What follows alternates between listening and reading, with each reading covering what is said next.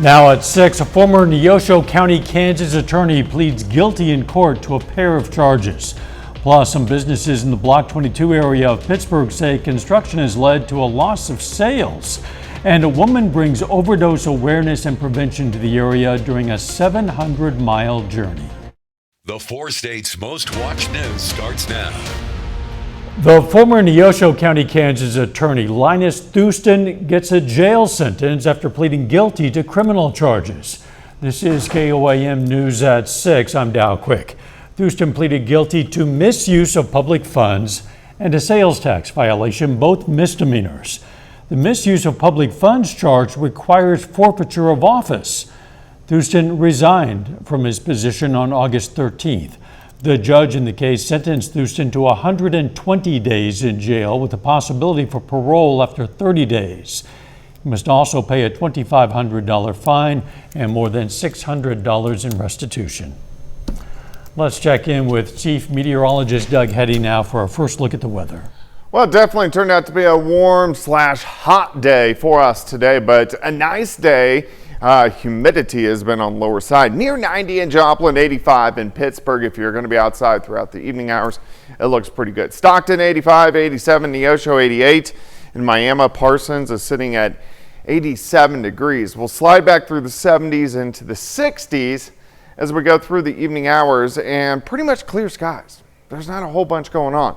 Now, we do have a weak wave that is going to head toward us as we go through the next 36 hours. What this will do for us ahead of it, we're going to heat up again as we go through the daytime hours for us tomorrow. But by the time we get into tomorrow evening and tomorrow night, a weak cold front slides in. This could fire off a couple sprinkles, but it also cools us down as we head toward the weekend. So we're going to be talking about that here in just a bit. See you soon.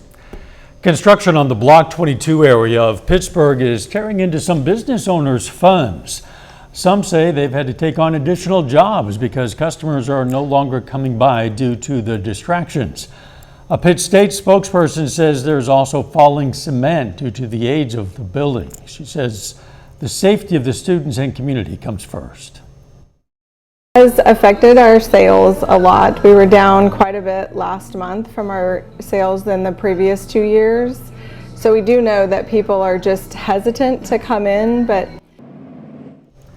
some owners say this is the wrong time for construction because this is potentially a big time for their revenues. We're going to have more on this story for you tonight on KOAM News at 10. A Missouri woman is cycling more than 700 miles to raise awareness for overdose prevention after she lost her brother to fentanyl poisoning. KOAM's Melissa Alexis spoke with Jeanette Krupp about her moving journey.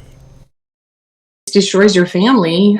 You're sad, you're upset. Jeanette Krupp's brother, Carl, was traveling home on a Greyhound bus from Amarillo, Texas to Owensville, Missouri, when he tragically passed away from a fentanyl overdose. I decided to switch my route that I have usually done to starting in Amarillo, and it's called Carl's Last Ride because I'm bringing him back home to where he was planning to go but never made it. Along her ride, which included a stop in Joplin, she's giving Narcan to gas stations, stores, restaurants, and educating people on how to use it. She says if Narcan was on the bus her brother was on, he may still be alive today. There's a lot of overdoses or fentanyl poisonings happening at gas stations, so I'm handing out Narcan anywhere that I can, even people on the street that are just walking. I talk to them, we share stories, everyone has a story. According to the National Institute on Drug Abuse, more than 100,000 people died from a drug overdose in 2022 in the United States. She hopes to help remove the stigma surrounding addiction that could prevent someone from reaching out. The stigma is the main problem. There's still, so many people that don't even want to talk about it, to act like it's not happening. The embarrassment, and we have to get past that. So in order for us to ever fix this, we're going to have to get past that. You are not alone. That's the message she wants families to hear while she raises awareness to prevent more tragedies. Reporting in Joplin, Melissa Alexis, KOAM News. So far, she's cycled 500 miles of that 700 total miles. A 13-year-old Joplin boy uses art to bring young people together. His story is coming up. And Spiva Center for the Arts in Joplin wants to invite young artists to showcase their art. Is a way for you to express yourself, but one Joplin teen hopes to also use it to help bring people together. KOAM Samantha Walker met with the young creator of a monthly art club that's drawing in kids of all ages. It really has a way for great ideas to hold place, and you can express them on just a blank page. While he may be just 13 years old, Drake May says he has loved art for years, something he learned from his dad. I've loved doing art my whole life, so I've always wanted to bring it out there and make it public so that way people can get together and share their ideas and have fun with each other. Drake decided to use his passion for art to create Art Club, a monthly meetup for kids of any ages. The club is typically free to attend, and Drake acts as an instructor, helping demonstrate different projects and techniques. Art can be a thing for all ages. It never gets boring. It never just stops. Your ideas just keep going, and you can express it all. Drake's mother, Tasha, helps him run the club. It makes her emotional to see her son in the club setting, sharing his passion with others. They're excited to run up and show the class their art, so it's super exciting to see that Drake has created the confidence in these kids to get up there and show off their stuff, because he's also a kid up there, speaking to them and showing off his art skills. The club has quickly grown in popularity, now drawing in dozens of kids for every meeting. And it seems as though Drake's passion for art is rubbing off on some of the younger participants. I just like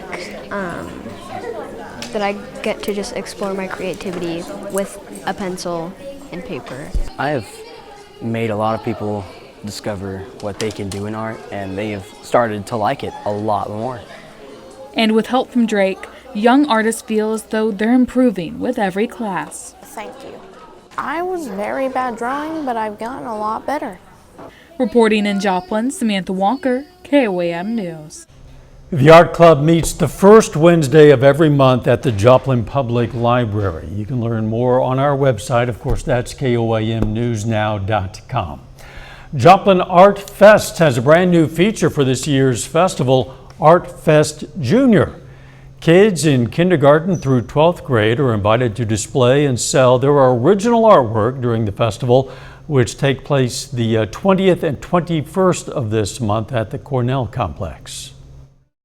We've already have some little knitters and ceramists, people, youth making those types of things that have signed up.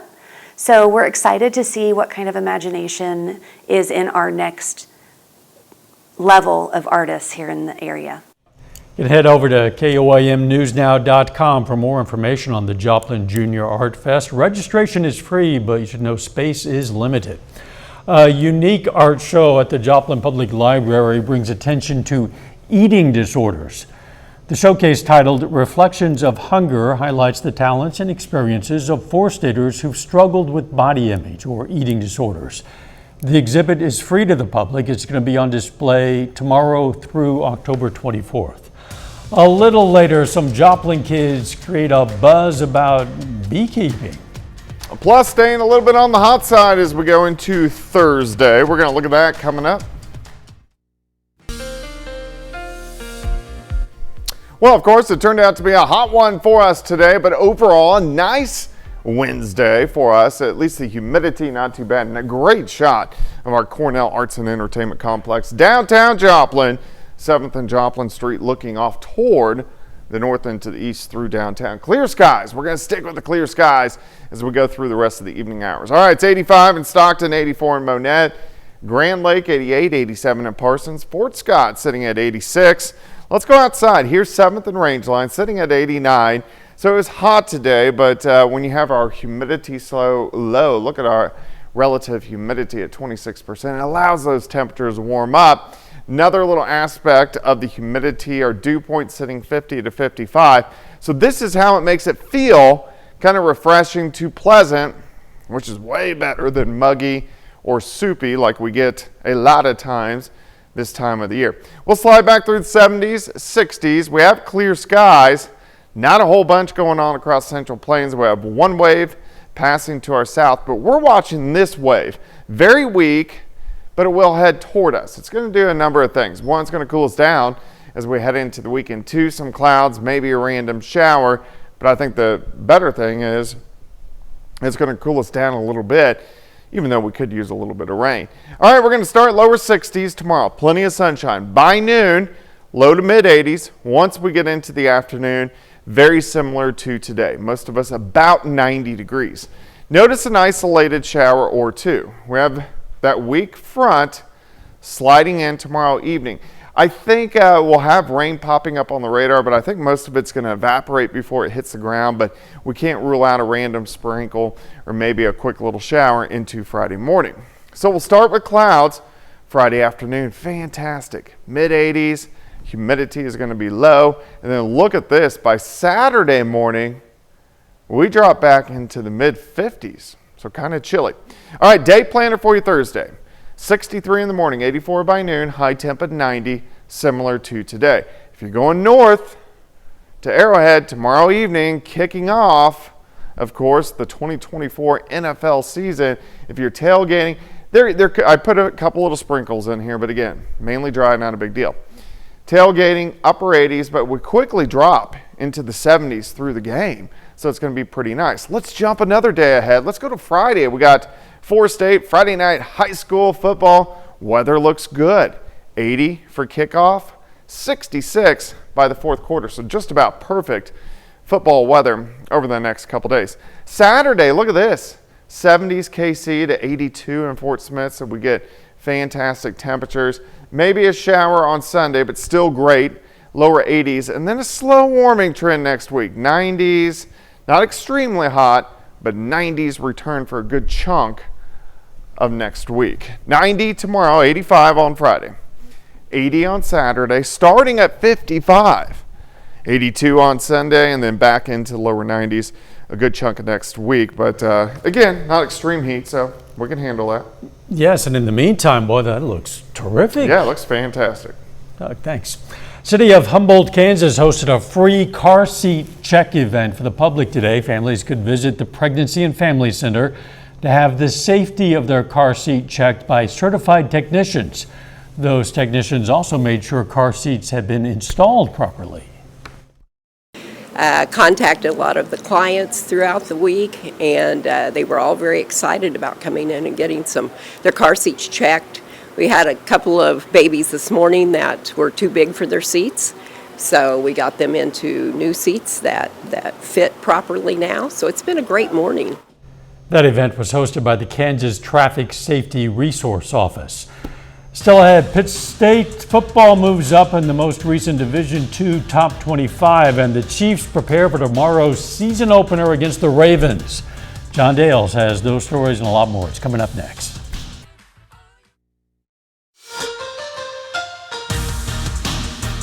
Pittsburgh State football's win over Ferris State on Saturday technically took place in what's known as Week 0, so there are still several teams across all of Division II that have yet to play their first contest of the season.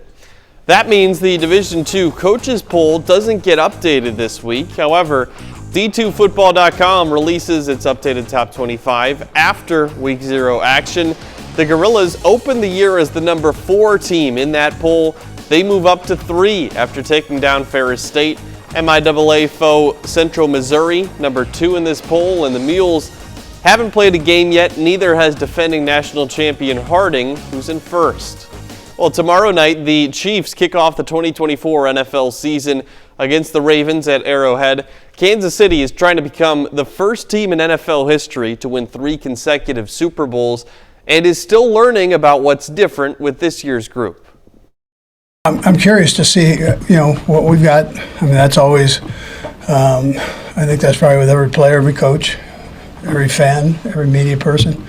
Curious to see what you have and how you handle everything. I'm excited. Get to play another year of football, fresh slate. Get to kind of prove to ourselves and Chiefs Kingdom that we're one of the top dogs. We can play at a high level, man. It's exciting.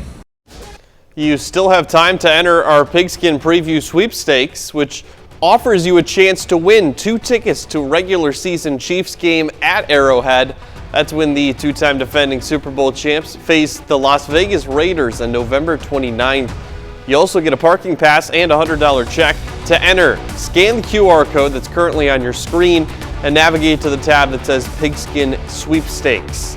Now to Major League Baseball. The Cardinals and Royals both wrap up important series this evening. The Royals have lost 7 games in a row, 3 of which have come against the Guardians, who lead their division.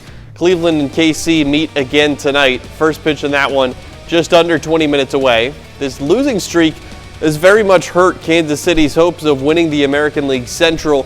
They're 5.5 games behind Cleveland entering tonight. But Kansas City still in strong contention for the American League wildcard race. Before tonight's game, the Royals are in possession of that third and final wildcard spot with a 4.5 game lead on the rest of the field.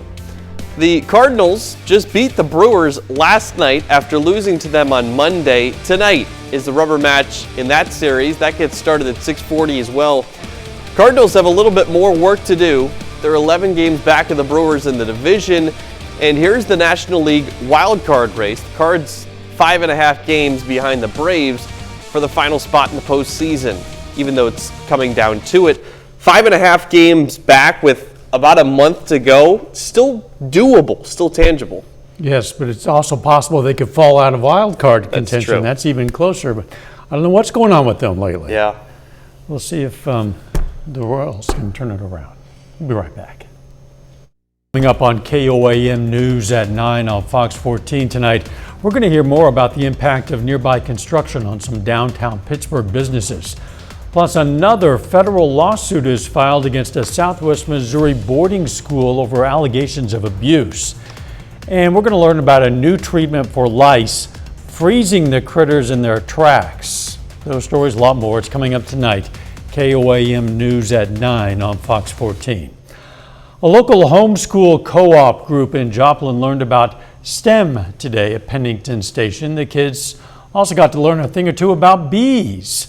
There were 4 classes altogether, one on film production, another on coding, Lego building, and yes, a beekeeping class taught by a local beekeeper. More and more people are abandoning public schools because they don't feel it is doing their kids any justice, teaching them valuable life skills. And we believe here that STEM is the language of the future. And so we want to prepare them as best we can for the future. Their final semester project is going to be to build a capital city out of Legos for a civilization they're creating. Sounds interesting and fun. Weather looking pretty good though. Yeah, it looks great. We'll drop back lower 60s once again for us tonight. 90 tomorrow, hot, but the humidity is not going to be that bad. And then on Friday, 85. Overnight lows into the 50s heading into the weekend. So again, if you're heading to Arrowhead Stadium tomorrow, most of the game is going to be in the 70s. High school football Friday night, also into the 70s. That sounds perfect for those football fans. Yeah. Whatever stripe. It does, and the off-season seems like went by pretty fast that we're here. We're 24 hours from now that the Chiefs begin the 2024 NFL season. I'll have more from Coach Reed and Travis Kelce later tonight. Chiefs are going to win that game, right? Whoa. I would think so. Well, yes. I'm thinking back to last year's Thursday night game to start the season. And I don't know. Yeah, they lost to the Lions then, but Chiefs have this. They're going to win by 7. Oh, all right. You heard it here. Thanks for joining us. We'll see you right back here for KOAM News at 10. Let's make it a great evening.